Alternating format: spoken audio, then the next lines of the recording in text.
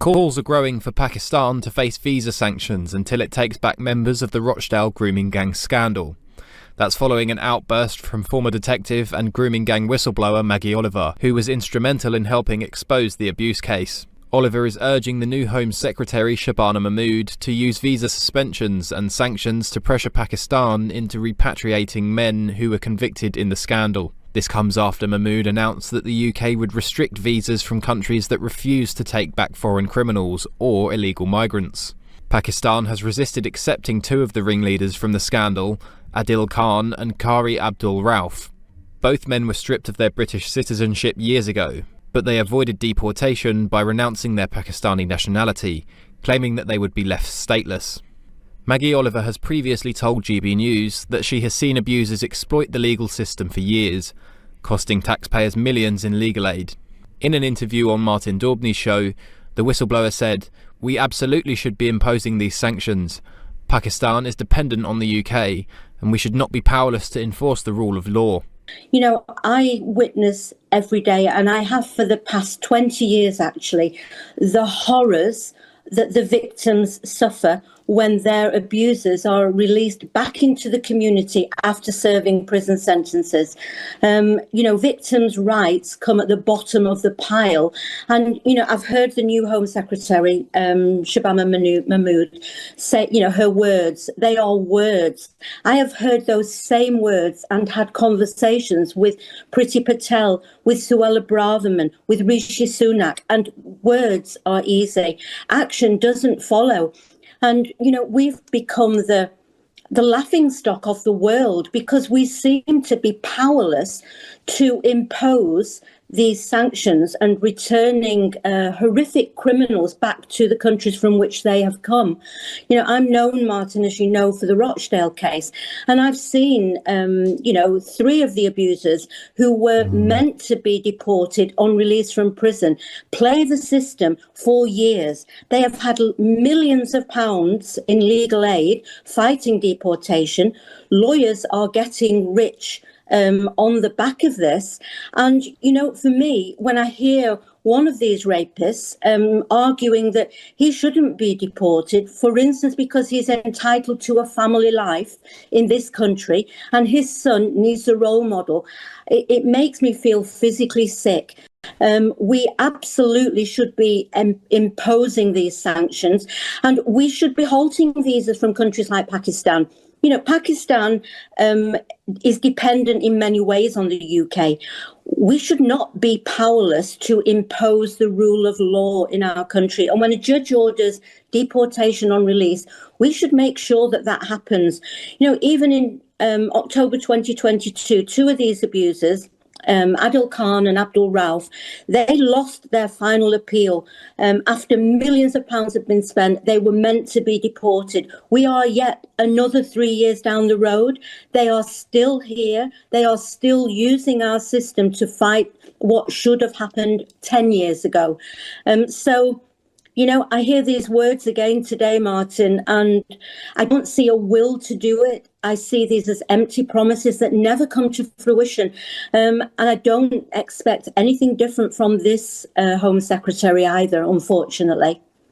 And Maggie Oliver, the two monsters you mentioned there, that's the word for them. That's a word I'm allowed to use on national TV. Abdul Rauf and Adil Khan. They're making a mockery of the system. They simply decided they're no longer Pakistani. They've renounced their citizenship because they don't want to go back to Pakistan because they might face some tough justice. And successive governments are utterly impotent to get these scumbags out of the country.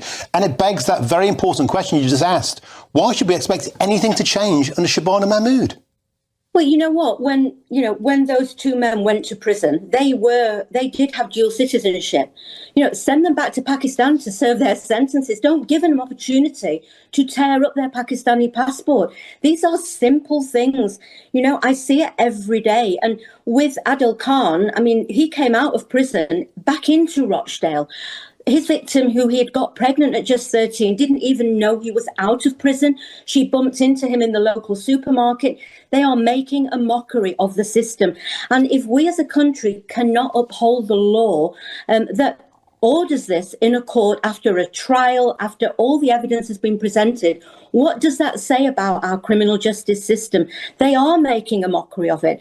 And, you know, in my charity, the Maggie Oliver Foundation, we are picking up the pieces of destroyed lives for victims every single day who live in fear of bumping into these monsters, as you say. And they have no rights. They can't call on legal aid to fight their corner. They are powerless to do anything at all. And as our country has got things completely back to front, and it's about time somebody took control. But I don't believe that this government is any better than the last government. You know, I have yet to see action follow all these promises that never come to fruition on so many fronts, Matthew. As you know, you've seen it many, many times, just like me, Martin. And it actually breaks my heart. You know, deport them to serve the sentences in those countries. I don't care about their human rights. They forfeit their human rights when they rape multiple children, destroying children's lives forever.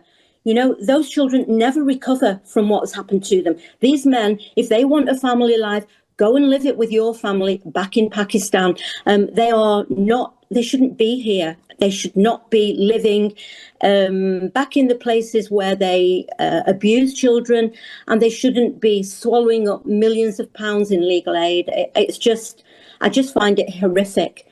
Despite judges ordering deportation nearly a year ago, both Khan and Rauf remain in the UK because Pakistan has refused to take them back. Oliver says this makes a mockery of the justice system, especially after one victim was shocked to encounter her abuser in a Rochdale supermarket. New Home Secretary Shabana Mahmood's announcement on visa restrictions followed a London summit where security ministers from the US, Australia, New Zealand and Canada discussed border enforcement strategies. The newly appointed Home Secretary declared that securing Britain's borders was her top priority after more than 1,000 migrants crossed the English Channel over the weekend.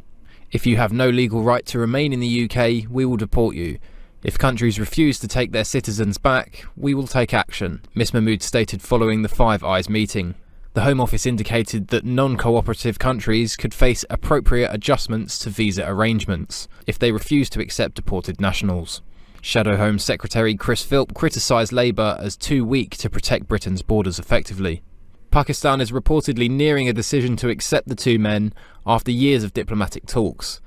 So far, no final decision has been confirmed, but pressure is mounting on the Home Secretary to act, and for Pakistan to remove its block on deportations.